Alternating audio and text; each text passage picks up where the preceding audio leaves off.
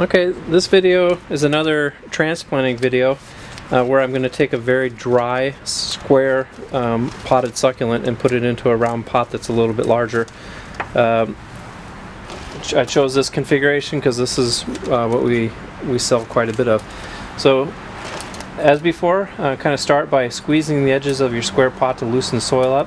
So this soil is pretty dry. I typically like to do it when the soil is damp, but it doesn't have to be that way. I work over a frisbee and I just basically pull this out. So when it's dry it comes out really easy, but you can see that there's a little bit of moisture in the bottom here.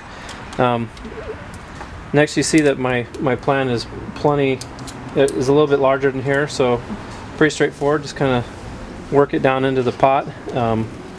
Backfill with some soil. The soil that we use comes from a nursery. It's basically cactus and succulent mix, and then I like to add about 25% of peat moss. And what that does is it allows my soil to retain moisture a little bit better, and for us growing the plants from cuttings, it makes it a little bit easier on our watering cycle.